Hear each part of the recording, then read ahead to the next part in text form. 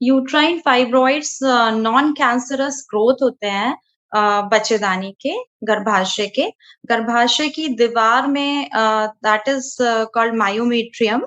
सो myometrium में जो sales होती हैं वो ओवर ग्रो करती हैं और एक फाइब्रॉइड या एक लीजन बनाती हैं। So these are the non cancerous thing.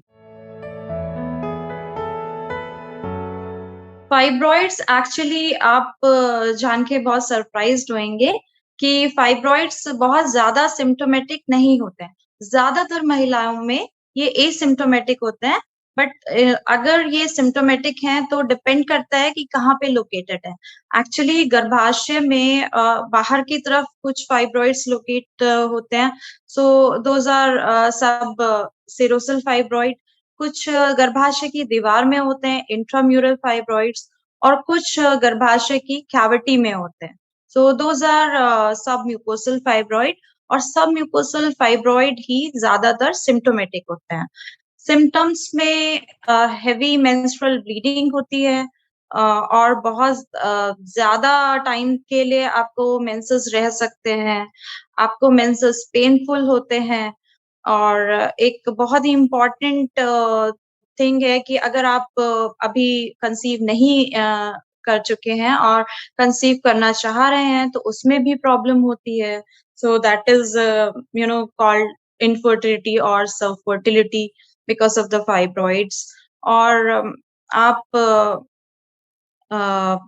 Feel कर सकते हैं कुछ डिस्कम्फर्ट पेल्विस में, आपको लोअर एब्डोमिनल हेवीनेस फ़ील होती है।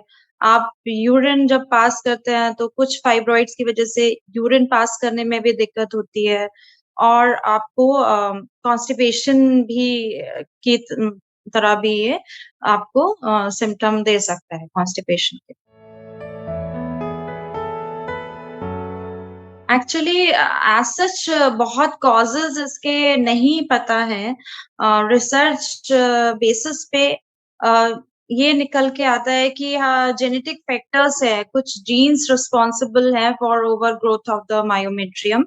तो कुछ जेनेटिक फैक्टर्स हो जाते हैं या जिसकी वजह से आपको फाइब्रॉइड हो सकते हैं। और हेरिडिटरी है, अगर आपके फैमिली में अगर आपकी मदर या सिस्टर को फाइब्रॉइड है, तो वो आपको भी हो सकते हैं। कुछ हार्मोनल इम्बैलेंस है। Very important hormones we females have estrogen and progesterone जो हमारे मेंस्ट्रुअल साइकिल को रेगुलेट करते हैं, उसको वेरी इंपॉर्टेंट हार्मोन्स। सो अगर इम्बैलेंस है उन हार्मोन्स का, तो कुछ उन महिलाओं में फाइब्रॉइड्स हमें दिखाई पड़ सकते हैं।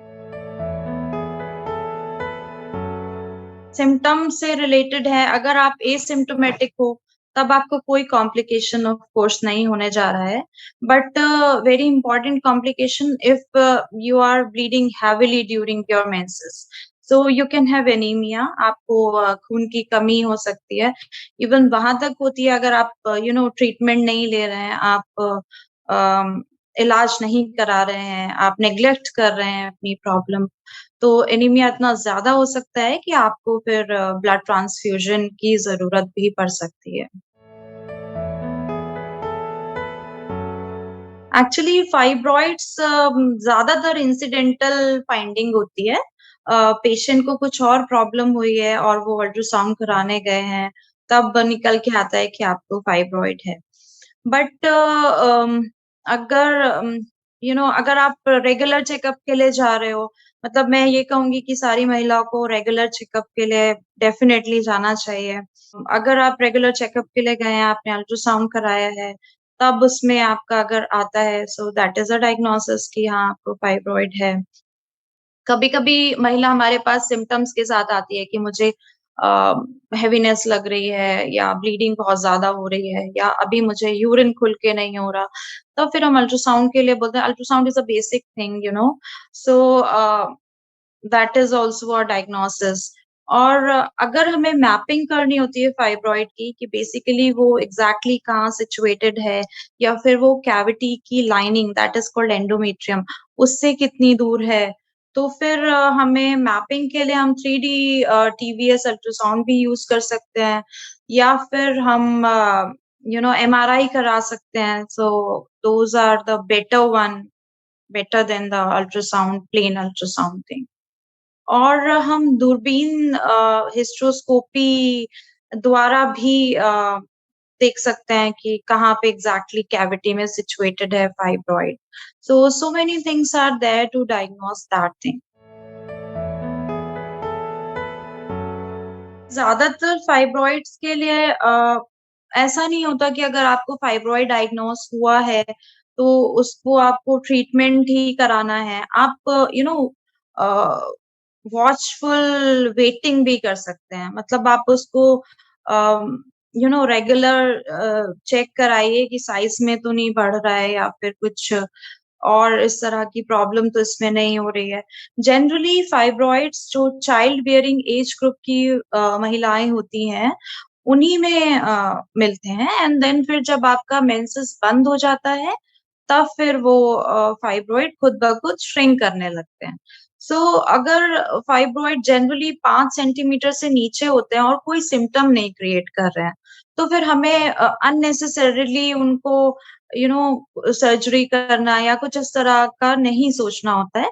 बट येस, अगर आप you are not able to conceive, तो बाकी सारे जब कॉज रूल आउट कर लेते हैं कि आप क्यों नहीं कंसीव कर पा रहे हैं, तब फिर हम फाइब्रॉइड्स के लिए सोचते हैं।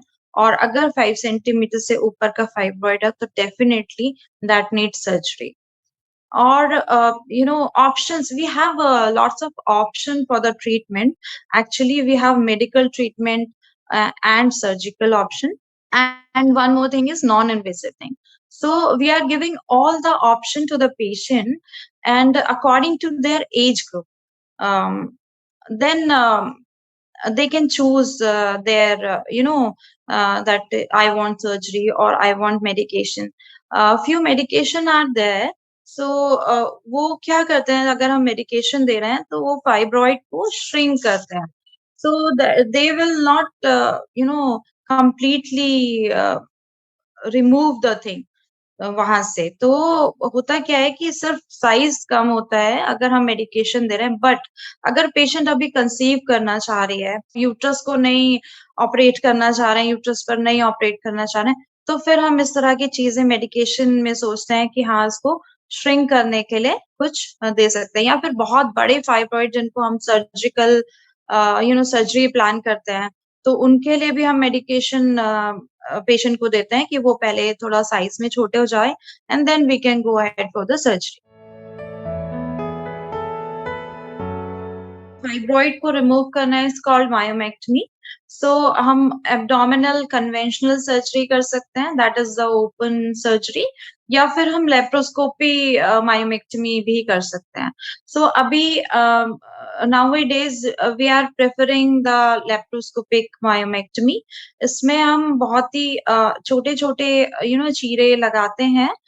Minimally invasive surgery these are called. एक स्कोप अंदर, दूरबीन अंदर देखते हैं दूरबीन से, एंड देन उसके विजन में we can remove the fibroids. So that is a laparoscopic myomectomy. And then अगर आप पेशेंट का फैमिली कंप्लीट है, उसको फर्दर यू नो कंसीव नहीं करना है, and that is near reaching near menopause, और मेनोपॉज या फिर उसका मेनोपॉज हो चुका है, मासिक बंद हो चुका है, तो फिर हम उसको यूट्रस रिमूव करने की सलाह देते हैं, and that is called hysterectomy. Hysterectomy is also open hysterectomy we can do, और we can go for a laparoscopic hysterectomy. Causes बहुत अच्छे से वी डोंट नो अभी तक। तो प्रिवेंशन का बहुत बड़ा इसमें सवाल नहीं आता है जनरली, क्योंकि जेनेटिक कॉज होते हैं, हेरिडिटरी कॉज होते हैं, तो उनको आप प्रिवेंट नहीं कर सकते हैं।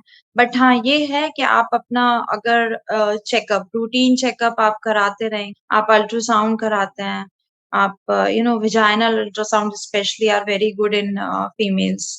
They are giving a closer look of uterus and ovaries.